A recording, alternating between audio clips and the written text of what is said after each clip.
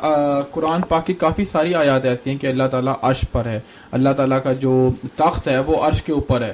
اب اس میں بہت ایک عام فکرہ کہا جاتا ہے کہ اللہ تعالیٰ تو ہر جگہ موجود ہے، اور پھر یہ بھی کہتے ہیں اللہ ہمارے دل کے اندر ہے۔ اور یہ بات میں نے خود نہیں پڑھا، لیکن میں نے سنا ہے کہ مولانا مودودی نے بھی ان آیات پر تعویل کی ہے جو اللہ تعالیٰ کے عرش پر ہونے پر ہے۔ تو اس پہ کیا ہے؟ تعویل تو سارے لوگوں کو کرنی پڑتی ہے۔ جہاں آ جاتا نا کہ اللہ تمہارے ساتھ ہے، جب تم تین ہوتے وہ چوتھا ہوتا، پانچ جو چھوٹا عید ہے نا قرآن پاک، واہ ماک وہ ہوتا تمہارے ساتھ۔ اور اب یہ جو ہے نا ہمارے سلفی حضرات یہ کہہ دیتے ہیں کہ فلاں بزرگ نے اس کی تعویل کیا کہ علم کے ساتھ وہ تمہارے ساتھ، انہوں نے بھی علم کے ساتھ اپنی طرف سے بڑھا دیا، وہاں تو وہ خود تمہارے ساتھ ہوتا۔ جیسے انہوں نے تعویل کر لی، مولانا مودودی اور دوسرے لوگوں نے بھی تعویل کر لی کہ وہ عرش پر ہے، کا مطلب یہ نہیں کہ وہاں محدود ہے۔ اچھا، وہ زبیر علی زئی صاحب ہیں، وہ کہتے ہیں کہ اللہ تعالیٰ کے عرش پہ ہونے کا اگر کوئی منکر ہو نا تو وہ تو پکا کافر ہو جاتا ہے۔ نہیں، عرش پر ہونے کا منکر کوئی نہیں، اس کا مطلب کرنے میں اختلاف ہے نا۔ آیت تو ٹھیک ہے کہ ثم استویٰ پھر وہ عرش پر۔ اب استوا کا معنی کئی تو بیٹھا کر دیتے ہیں ہمارے عام لوگ، یہ بھی غلط ہے۔ یہ کوئی نہیں، بلند ہونا کہ عرش سے بھی بلند ہے، اس لیے عرش ہی پتہ نہیں کروڑوں دیگر نیچے اور اللہ اس سے بھی بہت پرے ہو، وہاں صرف یہ آتا ہے کہ وہ عرش سے بھی بلند ہے۔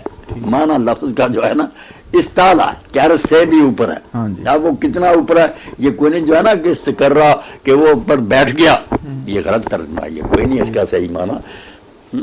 اچھا، ایک سوال اب جو ہے نا اس کے بارے میں بات سمجھنے کی، جی ٹھیک ہے اللہ تعالیٰ کا عرش ہے، اس پر وہ جس طرح بھی ہے بلند ہے، مگر جو غرض ہے نا اللہ تعالیٰ کے بیان کرنے کی وہ یہ نہیں کہ ہمیں یہ بتایا جائے کہ کوئی عرش ہے وہاں اللہ ہے، وہ صرف یہ ہے کہ اللہ تعالیٰ نے دنیا بنا کر اس کا انتظام دوسروں کے حوالے نہیں کیا۔ جو شرک کرنے والے لوگ کہتے ہیں نا بنایا اللہ نے ہے مگر چلا اب دوسرے رہن، اس نے ان کو دے دیا، اللہ نے اس کا رد کیا۔ جہاں جہاں یاد ہے پہلے زمین و آسمان کا بنانا، پھر آتا کہ پھر وہ تخت پر بیٹھا، یہ اگر ترجمہ کر دیں تو تخت پر بیٹھا۔ تخت پر بیٹھنا اب علامت تھی کہ بادشاہ کا تخت ہوتا تھا، اس پر بیٹھتا، جس کے پاس تخت ہوتا تھا وہ حکمران ہوتا تھا۔ اس لیے مراد یہ ہے کہ بنانے کے بعد اس کا انتظام اور اس کی جو ہے نا حکومت وہ بھی اس کے اپنے ہاتھ میں ہے۔ اللہ لہ الخلق والامر، سن لو اسی نے دنیا بنائی ہے، اسی کا حکم چل رہا ہے۔ یعنی مقصد یہ ہے، اب زیادہ لمبی جیسے تخت کیسا بیٹھا کیسے، یہ جیسے اللہ کا پتہ نہیں اس کا حال کیا پتہ چلے گا۔